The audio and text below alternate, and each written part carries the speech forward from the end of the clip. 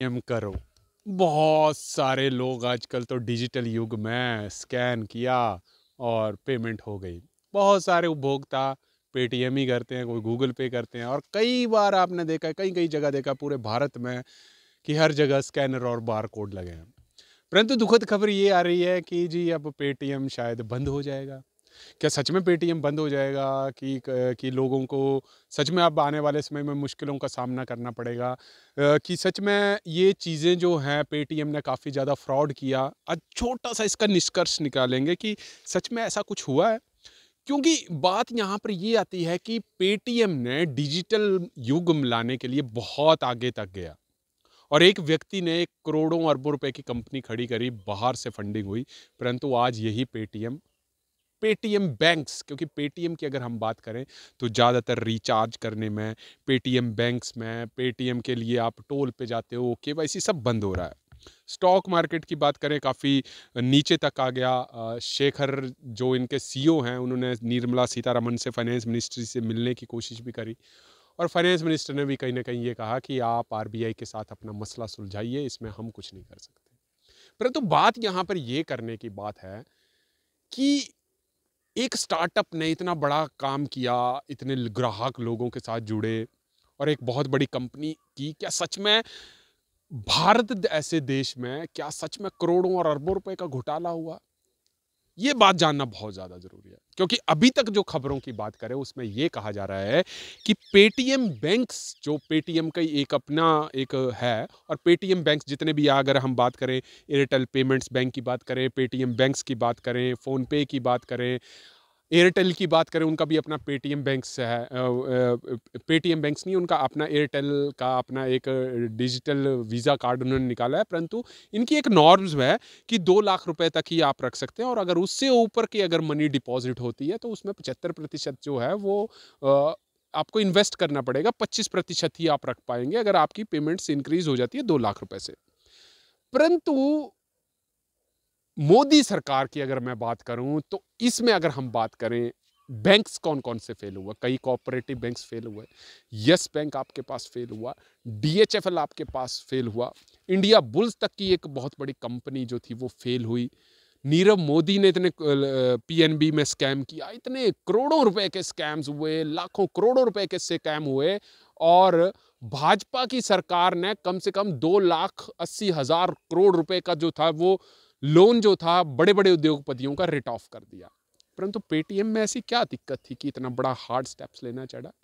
हालांकि आरबीआई ने यह साफ किया हुआ है कि पेटीएम्स को 3 बार यह कहा गया कि आपके जो कस्टमर आप अपने पास लाते हैं उनकी केवाईसी प्रॉपरली ढंग से कीजिए, क्योंकि पेटीएम के आंकड़ों के अनुसार अभी तक उनके पास 4 करोड़ उपभोक्ता हैं, और आरबीआई ने यहां पर यह निष्कर्ष निकाला कि आपके पास 36 करोड़ उपभोक्ता ऐसे हैं जिनकी केवाईसी नहीं हुई है।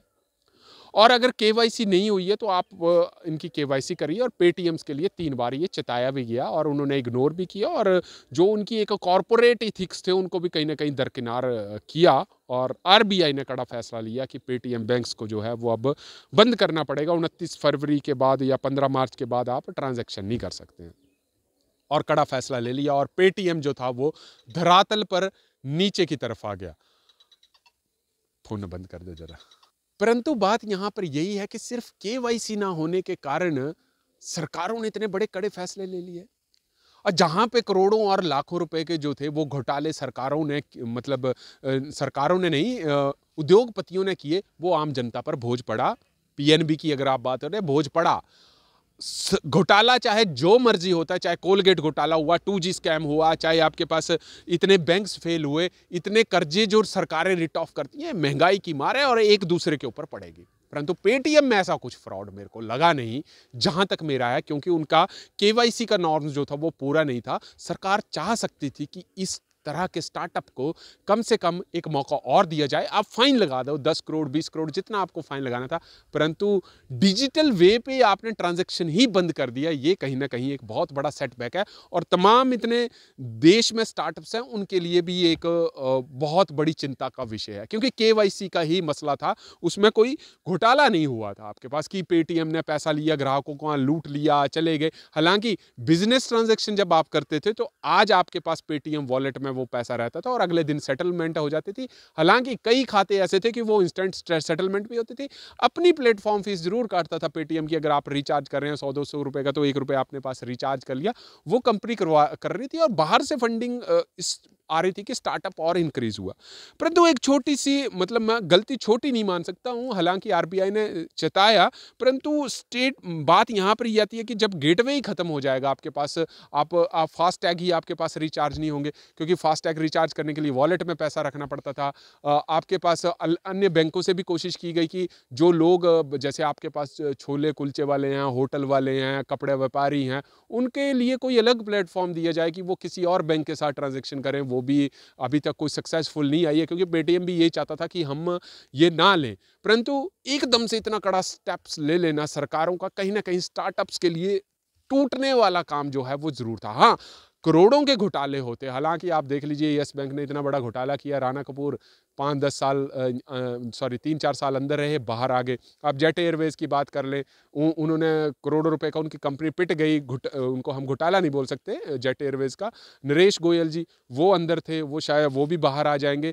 तमाम ऐसे इंडियन कॉरपोरेट सेक्टर्स में ऐसे ऐसे जिसको हम बोलते हैं ना एक क्रॉनिक कैपिटलिज्म, जिसमें सरकारें भी कहीं कहीं ज़्यादा जो है वो फायदा करती हैं। अनिल अंबानी की बात करें, करोड़ों रुपए के घोटाले हुए, परंतु इसमें मेरे को लगा नहीं कि पेटीएम ने कि लोन्स दे दिए या कोई बाहर से कोई फंडिंग आ गई। सिर्फ एक सिंपल सा प्लेटफॉर्म था, सिर्फ केवाईसी था, क्योंकि जब आपके पास डीमोनेटाइजेशन हुई उसके बाद ऐसे ऐसे जो स्टार्टअप्स थे वो काफ़ी आगे बढ़े, काफ़ी लाखों लोगों को रोजगार था। गांव तक जो थी वो सुविधाएं इन स्टार्टअप्स ने प्रोवाइड करी, क्योंकि पहले हम डिजिटल युग को तो हम नहीं जानते थे, अब डिजिटल युग इतना हो गया है कि आपकी जेब में 10 रुपए नहीं रहते। तो ये एक स्टार्टअप का जो इतना बड़ा एक्शन आरबीआई ने इसके ऊपर ले लिया, इसके ऊपर सरकारों को कहीं ना कहीं सोचना चाहिए, अभी भी सोचना चाहिए, क्योंकि इससे नुकसान यही होता है कि जो बड़े बड़े स्टार्टअप्स हैं, जो छोटे से जमीन से निकलकर कोई स्टार्टअप्स आते हैं और रिस्क अपनी लाइफ में इंक्लूड करते हैं, उनके लिए इतना बड़ा एक्शन लेना कहीं ना कहीं सरकार के लिए सोचने का विषय से कहीं ना कहीं हौसले प्रस्त जरूर होंगे उनके। हालांकि पेटीएम ने साफ किया है कि जो उपभोक्ता है, आप देखिए ना, सिंपल सी बात है, अगर आप फास्ट टैग यूज कर रहे हो तो आप किसी आईडी को लेके तो नहीं कर सकते, उसमें आपका पैन कार्ड लिंक होगा। अगर आप पेटीएम से लोन लेते हैं तो वो भी आपके पास एक लिंक होगा। हाँ ठीक है, जो आपके पास नॉन केवाईसी जो थे, जिनके नहीं हो पाया है, उनके ऊपर आरबीआई ने तो कहा कि आप ट्रांजैक्शन करते हैं। अब वो करते हैं नहीं करते हैं जांच का विषय है, परंतु गेटवे को कहीं ना कहीं स्टॉप कर देना, सुनना प्रॉपरली बात नहीं, अब ये कहीं ना कहीं एक सेटबैक है। बात यहाँ पर यही आ गई कि एक आदमी के अगर पैन नंबर को ब्लॉक कर दिया जाए और सारे बैंकिंग ट्रांजैक्शन बंद हो जाए, उसके ऊपर क्या बीतेगी, वही जो है वो पेटीएम के ऊपर बीत रही है। हालांकि अब नेगोशिएशन चली है, परंतु हम भी काफ़ी समय से इंतज़ार कर रहे थे, क्योंकि हमारी गाड़ी का भी पेटीएम के ऊपर ही फास्टैग था। देखने वाली बात होगी कि पेटीएम रह पाता है कि नहीं रह पाता, परंतु मेरे हिसाब से सरकार को इसके बारे में दो राय जरूर सोचना चाहिए। तब तक आप जुड़ रहिए हरीश वर्मा के साथ, हिमाचल फास्ट एक्सप्रेस।